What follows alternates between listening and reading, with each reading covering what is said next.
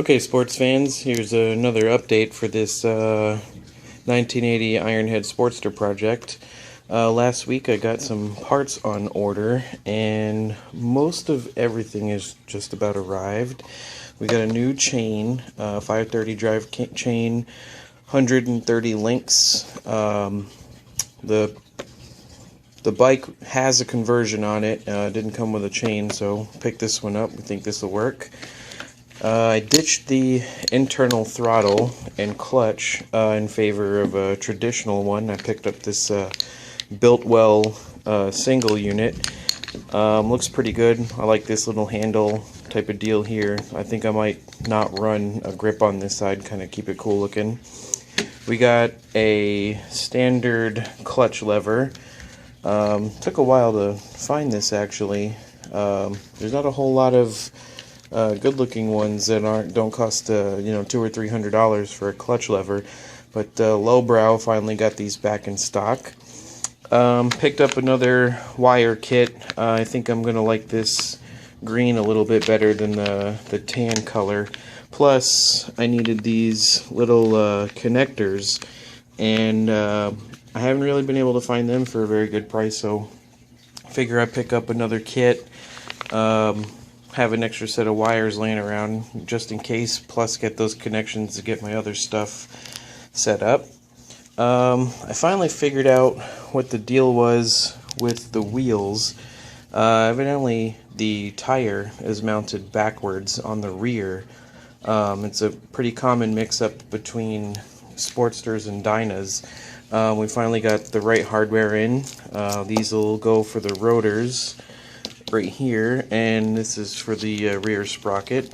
We'll get that mounted once I get the tire situation sorted out.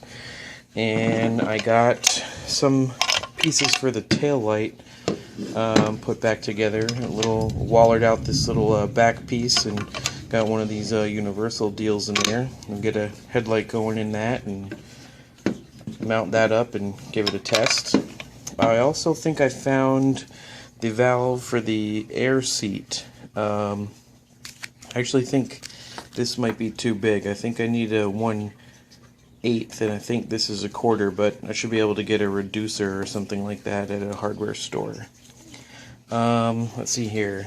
I got this Sudco Mikunki VM38 carb with the K&N air filter on it. Brand spanking new, with this little boot here.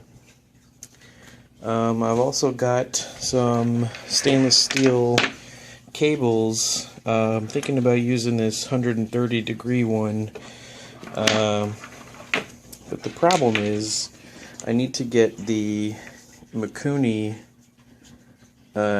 end put on there. It's a real tiny little end, and that's definitely not going to fit. Give me a second, I can kind of show you what's going on in here.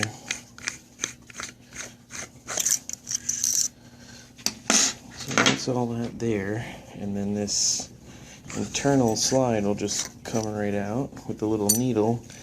And let's see if you can see. I don't know if you can see that, but that little retainer, this little metal retainer inside here, holds the throttle cable in there after you slide it through. And the Mikunki one, if you see there, it's a little barrel style, slips in there and then turns to the left, and then this little clip goes in on top of it, holds it in there, and the spring goes on there, and you use the cap to kind of press it all together. I might talk to Barnett about getting a custom cable made. I really think this one will be long enough, but I just got to figure out how to get the other end on there. If it looks like it's going to be too expensive or too big of a deal, I'll just have Barnett do it. But I think it should be fine.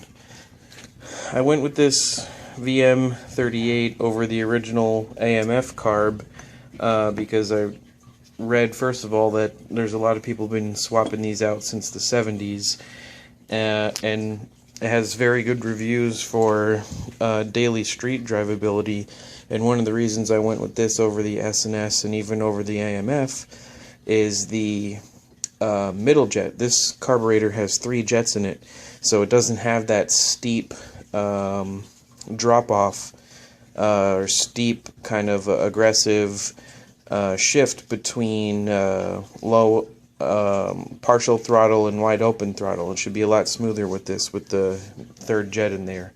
And this is going to be definitely a street machine. I mean, this is in no way a performance machine. It's just not really built for that. And since we went with this throttle, I have my Nash El Gringo bars there. They were cut to accommodate the internal throttle, and I had the lengths that were cut off welded back in there. We got a little, there's a slug inside there. It's all balanced and weighted, so it's not gonna wobble or anything like that. I got that put in there. And same over here. There's a slug inside there. It's all balanced and weighted properly, so it won't wobble. And I've just been kind of taking the paint finish off. Probably going to redo them. I'm not sure what color. And to be honest, I actually kind of like this brushed look. I might just take the paint off, brush it, and then clear it up so it doesn't rust or anything like that.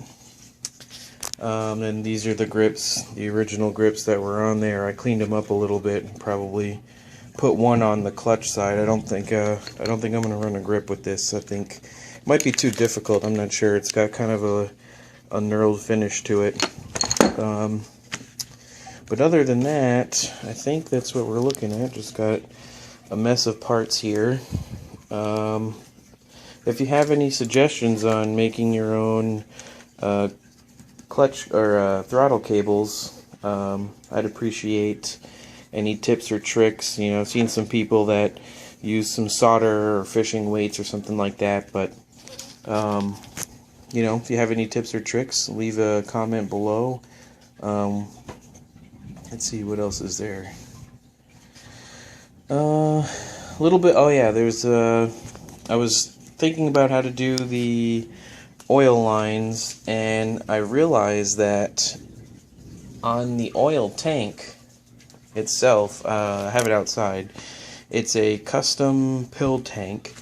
It has more bungs than I have oil lines, and I'm not exactly sure what goes where. I'm thinking one might be a sight, or 2 of them. The 2 on the side I think might be sights, and then I have 2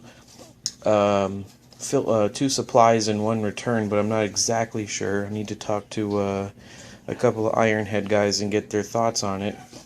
Then we still got the spacers issue, but now that I got the chain, we'll get the wheel turned back around, get all that mocked up, get that into place, and then we'll work on the spacers, get this hardware mounted into the wheel, get all that stuff situated. Then once I got the rolling chassis, we'll get the plugs going, we'll get the coil mounted, I'll work on the battery box, and we should be pretty close to seeing some real progress on this thing in the next couple of weeks here. Anyway, that's it for now. Just wanted to show you the stuff I got. Let's see, I think that's about it. This sounds like a pretty good place to end it. It's getting a little rainy here, and I'm going to go cover up some stuff outside. Anyway, thanks for watching. If you have an interest in Sportsters and you're interested in this project, give me a subscribe and all that jazz. I'll have some more videos going up shortly as time permits and as parts come in. Anyway, thanks for watching. Have a good one.